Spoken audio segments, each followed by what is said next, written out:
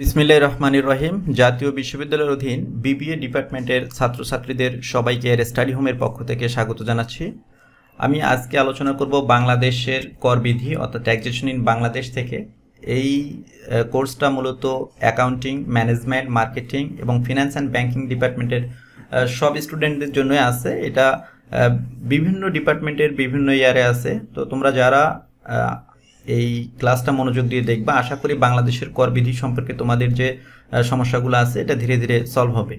আমি এই বাংলাদেশের কর বিধি থেকে এর আগে একটা বেসিক ক্লাস নিয়েছি, অর্থাৎ এই বেসিক ক্লাসটাতে বাংলাদেশের আয়কর আইন 2023 অনুসারে কিভাবে অঙ্ক করতে হবে অর্থাৎ কিভাবে সব নিয়মকানুনগুলো আলোচনা করেছি। তোমরা যারা ওই ক্লাসটা দেখোনি অবশ্যই ক্লাসটা দেখে নিবা। ওই ক্লাসটা যদি তোমরা দেখে নাও সেক্ষেত্রে তোমাদের কিন্তু পরবর্তী অঙ্কগুলো বুঝতে খুবই সহজ হবে। আজকের ভিডিওটাতে আমি খুবই ছোট্ট একটা অঙ্ক নিয়ে শুরু করেছি, কারণ প্রথমে ছোট্ট অঙ্ক নিয়ে শুরু করার কারণ হচ্ছে আমরা ধারাবাহিকভাবে যেন অঙ্কগুলো বুঝতে পারি। আমি যদি শুরুতে একটা বড় অঙ্ক বেছে নিতাম সেক্ষেত্রে কিন্তু এই অঙ্কগুলো আমাদের বুঝতে সমস্যা হতো। এই জন্য আমরা ছোট অঙ্ক দিয়ে শুরু করব এবং ধারাবাহিকভাবে আমরা এই যে বাংলাদেশের কর বিধি এটা সম্পূর্ণ বইটাকে শেষ করার চেষ্টা করব। তো শুরু করার আগে তোমাদেরকে বলবো, যারা আমার চ্যানেলটাকে সাবস্ক্রাইব করো নাই তোমরা অবশ্যই চ্যানেলটাকে সাবস্ক্রাইব করে নিবা, এবং যারা ফেসবুক পেজ থেকে দেখতেছো তাদের বলবো তোমরা পেজটাকে ফলো করবা এবং বন্ধু বান্ধবদের দেখার সুবিধার্থে পেজটা এই ভিডিওগুলো শেয়ার করে রাখবা। তো আমি শুরু করতেছি আজকের আলোচনা।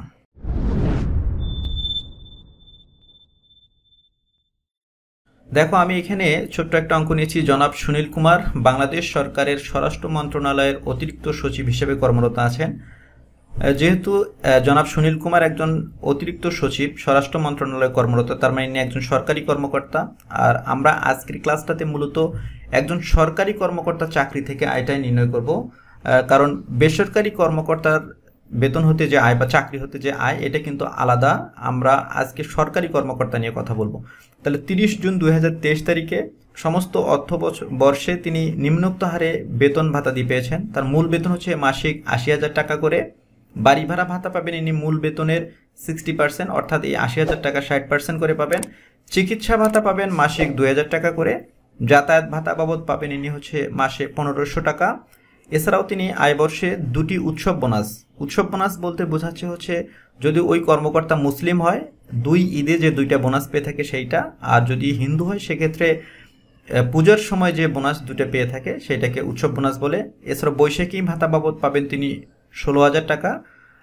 সরকারি কর্মকর্তা কিন্তু মূল বেতনের 20% হারে বৈশাখী ভাতা পেয়ে থাকে, কিন্তু এখানে যেহেতু পার্সেন্টেজটা দেয়নি অর্থাৎ সরাসরি উল্লেখ করে দিয়েছে 16,000 টাকা, তার আমরা 16,000 টাকা লিখবো। এছাড়াও তিনি মূল বেতনের 10% বিধিবদ্ধ ভবিষ্যৎ তহবিলে জমা করেন এবং এই জমার জন্য তিনি 30,000 টাকা করে সুদ পেয়েছেন। তাহলে 23-24 করবর্ষে জনাব সুনীল কুমারের করযোগ্য আয়ের পরিমাণ কত? আমাকে দেখাইতে হবে যে সুনীল কুমারের করযোগ্য আয়ের পরিমাণটা নির্ণয় করতে হবে।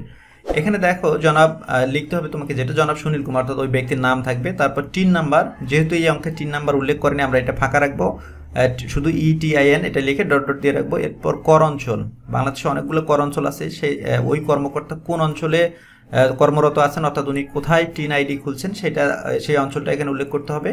এরপর হচ্ছে কর বর্ষ, তার কর বর্ষটা এখানে উল্লেখ করা আছে 23-24। এখানে কিন্তু তার আয় বর্ষের কথা উল্লেখ করা নেই, কিন্তু আমি এখানে লিখে দিয়েছি দেখো 22-23। এখন তোমাদের প্রশ্ন থাকতে পারে তাহলে আমি আয় বর্ষ কেন 22-23 লিখলাম? এই জিনিসটা মনে রাখবা যে যেটা কর বর্ষ আয় বর্ষ তার আগের অর্থ বছরটা, কারণ আগের অর্থ বছরে যে পরিমাণ আয় করে সেই আয়ের উপরেই কিন্তু তাকে কর দিতে হয়। তার মানে আমার কর বর্ষ যেহেতু 23-24, তার মানে এই জন্য তার আয় বর্ষ হচ্ছে 22-23। এখানে যদি কর বর্ষ হতো 24-25 তাহলে আমরা আয় বর্ষ লিখতাম 23-24। আশা করি তোমরা এটা বুঝছো। আর ছকটা হচ্ছে এরকম, বিবরণ, আয়ের পরিমাণ, কর অব্যাহতিপ্রাপ্ত আয়। এখানে হচ্ছে টোটাল যতগুলো আয় হবে সবগুলোই লিখবো। আর কর অব্যাহতিপ্রাপ্ত আয় বলতে এখানে বোঝাচ্ছে হচ্ছে যে আয়গুলোতে তাকে কর দিতে হবে না, আর নিট করযোগ্য আয় অর্থাৎ যে আয়টা তাকে কর দিতে হবে। আজকে কিন্তু আমার এই অঙ্কটাতে শুধুমাত্র নিট করযোগ্য আয়টাই বের করতে বলছে। তাহলে আমরা এবার অঙ্কটা শুরু করি। জনাব সুনীল কুমারের প্রথমে আমরা দেখি যে চাকরি হতে আয়, এটা হচ্ছে ধারা 32 অনুসারে ইনি মূল বেতন পাবেন হচ্ছে 80,000 টাকা করে মাসিক। তাহলে 80,000 টাকা মাসিক, তার মানে আমার যেহেতু 12 মাসের হিসাব করতেছি 12 মাসে কত টাকা হবে আমরা লিখবো মূল বেতন, অর্থাৎ 80,000 গুণন 12 তাহলে হচ্ছে 9,60,000 টাকা। এরপরে যেটা পাচ্ছেন ইনি সেটা হচ্ছে বাড়ি ভাড়া ভাতা, অর্থাৎ মূল বেতনের 60%। তাহলে মূল বেতনের 60% ৮০,০০০ টাকা, 60% গুণন ১২। যেহেতু আমরা ১২ মাসের বের করবো, এই জন্য আমি সরাসরি এটা যেহেতু 12 মাসের আছে ৯,৬০,০০০ টাকার আমরা 20% বের করে দেবো। তাহলে বাড়ি ভাড়া ভাতা হচ্ছে ৯,৬০,০০০, তার 60% এটা ৫,৭৬,০০০ টাকা। এই বাড়ি ভাড়া ভাতাটা কিন্তু তার কর অব্যাহতি প্রাপ্ত হয়, অর্থাৎ এই বাড়ি ভাড়া ভাতাতে একজন সরকারি কর্মকর্তাকে কিন্তু আয়কর দিতে হবে না। কিন্তু একজন বেসরকারি কর্মকর্তার ক্ষেত্রে এটা ব্যতিক্রম। আমরা যখন বেসরকারি কর্মকর্তা নিয়ে আলোচনা করব তখন এই বিষয়টা আরও ক্লিয়ার হবে। এরপরে যেটা পাবেন সেটা হচ্ছে চিকিৎসা ভাতা বাবদ তিনি মাসিক ২,০০০ টাকা করে পাবেন। তাহলে চিকিৎসা ভাতা ২,০০০ টাকা করে ১২ মাসে হচ্ছে ২৪,০০০ টাকা।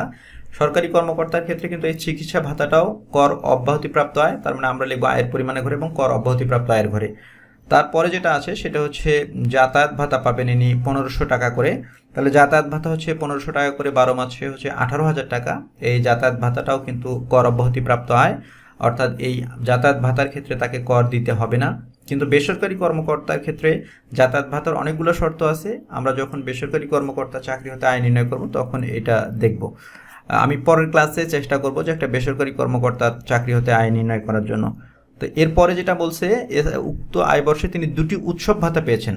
উৎসব ভাতাগুলো হচ্ছে কোনটা মূল বেতনের সমান। তাহলে মূল বেতন হচ্ছে ৮০,০০০ টাকা, তাহলে দুইটা, তাহলে আমরা লিখব যে হচ্ছে উৎসব ভাতা ৮০,০০০ গুণন ২ অর্থাৎ ১,৬০,০০০ টাকা।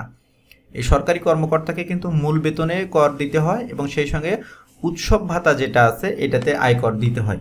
এছাড়া আরও আছে, এই অঙ্কটাতে যেহেতু অন্যগুলো আসে না আমরা ওইটা নিয়ে পরে কথা বলবো। তারপরে যেটা আছে সেটা হচ্ছে বৈশাখী ভাতা বাবদ তিনি ১৬,০০০ টাকা পেয়েছেন। আমি তোমাদেরকে শুরুতেই বলছি যে বৈশাখী ভাতা হচ্ছে মূল বেতনের ২০%। তাহলে মূল বেতনের ২০% ১৬,০০০ টাকায় হয়, কিন্তু এখানে পার্সেন্টেজ যেহেতু উল্লেখ করেনি, সরাসরি ১৬,০০০ টাকা উল্লেখ করছে, আমরা সরাসরি ১৬,০০০ টাকায় লিখে দেবো, অর্থাৎ বৈশাখী ভাতা ১৬,০০০ টাকা, এটাও কিন্তু কর অব্যাহতিপ্রাপ্ত হয়।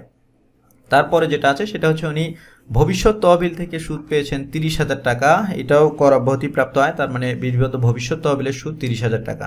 তাহলে এটাই ছিল মোটামুটি জনাব সুনীল কুমারের আয়ের পরিমাণ, অর্থাৎ চাকরি হতে যে উনি যে আয়গুলা পেয়েছেন সেগুলা। তাহলে আমরা দেখি এবার মোট আয় কত, তার নিট করযোগ্য আয় কত। চাকরি হতে তার মোট আয় হচ্ছে ১৭,৮৪,০০০ টাকা, আর কর অব্যাহতিপ্রাপ্ত আয় হচ্ছে ৬,৩৪,০০০ টাকা। এটার উপর কিন্তু এইটার সঙ্গে আমাদের একটা সম্পর্ক আছে যে আমরা যখন কর রেয়াতের পরিমাণ নির্ণয় করব তখন এটা কাজে লাগবে। কিন্তু আজকের অঙ্কটাতে যেহেতু আমি কর রেয়াত বা কর দায় কোনোটাই দেখাবো না, তো আমরা এটা আলোচনা করব না। আর তার নিট করযোগ্য আয়, আমাদের আজকের অঙ্কের অ্যান্সার মূলত এই ১১,২০,০০০ টাকা। এটা থেকে কর রেয়াতের পরিমাণটা বাদ দিলেই কিন্তু আমার কর দায়, অর্থাৎ কত টাকা কর দিতে হবে, কত টাকার উপর কর দিতে হবে সেটা বের করতে পারবো। তো আমরা এটা পরবর্তীতে কোনো একটা অঙ্কে আলোচনা করব। আজকে এ পর্যন্তই। তোমাদের যদি বুঝতে কোনো অসুবিধা হয় তোমরা অবশ্যই কমেন্টস বক্সে জানাবা। এবং শেষ করার আগে তোমাদেরকে আরও একবার বলতেছি, যারা চ্যানেলটাকে সাবস্ক্রাইব করোনি তোমরা অবশ্যই চ্যানেলটাকে সাবস্ক্রাইব করবা এবং ফেসবুক পেজ থেকে দেখলে পেজটাকে ফলো করবা এবং ভিডিওগুলোতে লাইক করবা এবং সেই সঙ্গে বন্ধুবান্ধবদের দেখার সুবিধার্থে শেয়ার করে দিবা। তো সবাই ভালো থাকবা, ধন্যবাদ সবাইকে।